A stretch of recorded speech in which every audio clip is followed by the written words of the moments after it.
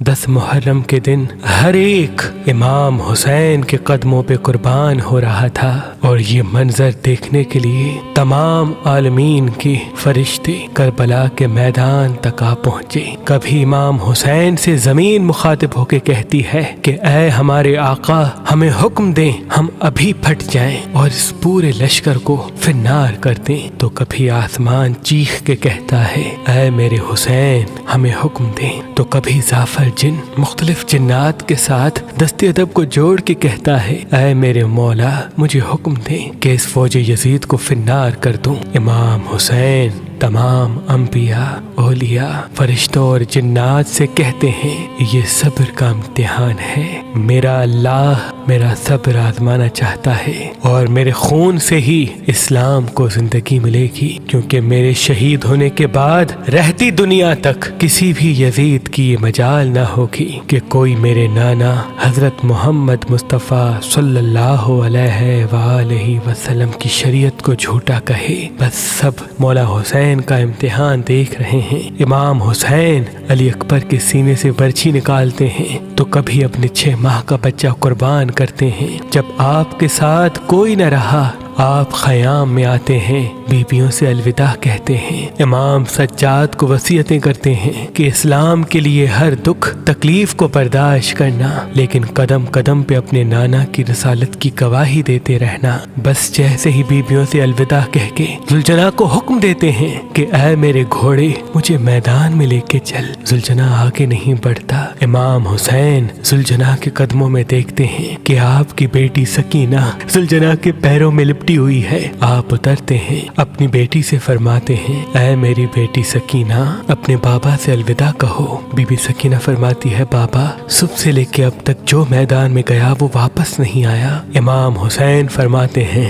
اے میری بچی، ہمارے خون سے تمہارے نانا کا دین بچے گا، صبر کرو۔ آپ یتیمی کا پرسہ دیتے ہیں اور میدان میں آ کے باواز بلند فرماتے ہیں اے لوگو، میں رسول اللہ کا نواسا حسین ہوں، فاطمہ کا بیٹا، علی کا لال، میں وہ ہوں جس کے لیے اللہ کے رسول بار بار فرماتے تھے کہ حسین و منی وانا من الحسین، میرا خون رسول اللہ کا خون ہے، میرا گوشت رسول اللہ کا گوشت ہے۔ کیوں مجھے قتل کرنا چاہتے ہو؟ کیا میں نے شریعت میں کوئی ترامیم کی ہے؟ کسی انسان کا حق غصب کیا ہے؟ کیوں میرے بچوں کو مارا ہے؟ کیوں 3 دن سے ہمیں پیاسا رکھا ہے؟ فوج یزید ایک آواز میں کہتی ہے کہ ہم سب تجھے تیرے بابا علی کے بغض میں قتل کرنا چاہتے ہیں۔ پھر آپ فرماتے ہیں آج جو اسلام کا پرچم تم ہاتھوں پہ بلند کر کے کھڑے ہو، یہ پرچم میرے بابا علی نے بلند کیا تھا۔ خیبر و خندق میں اگر میرے بابا علی نہ ہوتے تو اسلام کی فتح ناممکن تھی۔ آج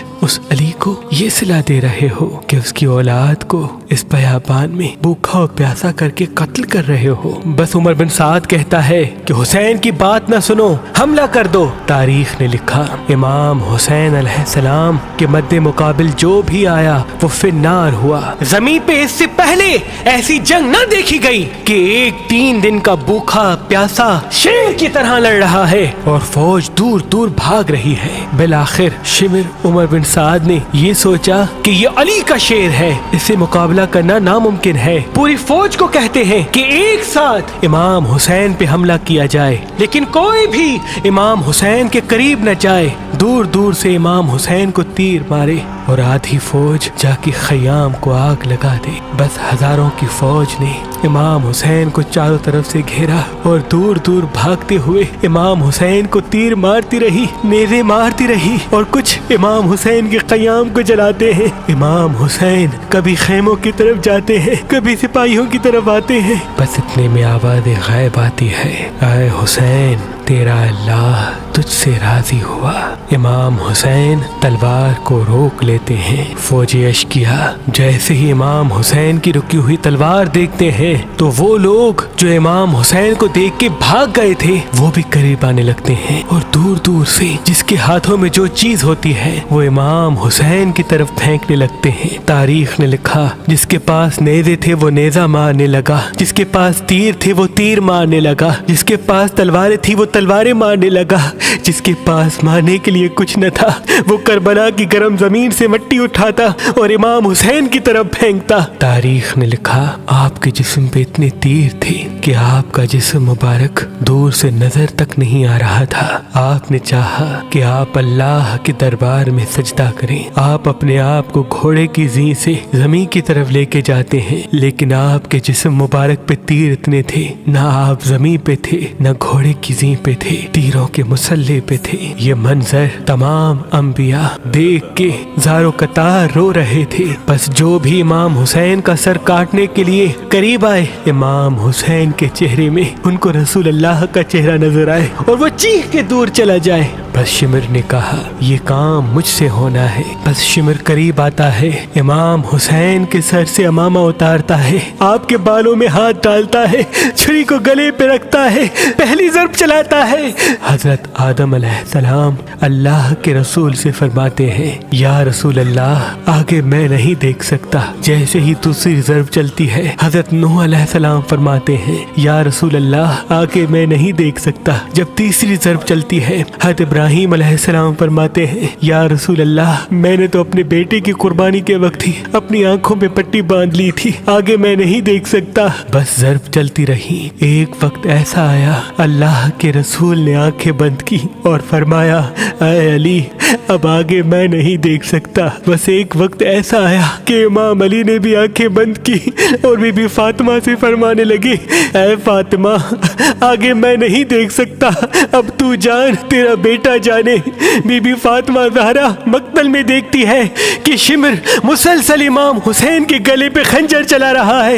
آپ قریب آتی ہے، دونوں ہاتھ امام حسین کی گردن پہ رکھتی ہیں اور فرماتی ہے اے شمر نہ مار، میرے بچے کو نہ مار، میں نے چکیاں پیس کے اس کو پالا ہے، یہ تیرے رسول کا نواسا ہے۔ لیکن افسوس شمر مسلسل امام حسین کے گلے کو کاٹتا رہا۔ شمر دیکھے امام حسین کے مسلسل لب ہل رہے ہیں، سوچا کہ شاید حسین ہمیں بد دعا دے رہے ہوں گے۔ قریب آ کے جب سنتے ہیں تو امام حسین فرما رہے تھے اے اللہ میرے بچوں کی قربانی قبول کرنا، میرے عزیز و اقارب کی قربانی قبول کرنا۔ تیرا شکر ہے کہ تو نے اپنے محبوب کے اس نواسے حسین کو اس عظیم امتحان کے لیے چنا، میری قربانی قبول کرنا۔ تو عظیم ہے، تو اعلیٰ ہے، اگر میری 70 جانیں بھی ہوتی تو وہ بھی میں تیرے نام پہ تیرے اسلام پہ قربان کرتا۔ سلام ہو آل محمد پر،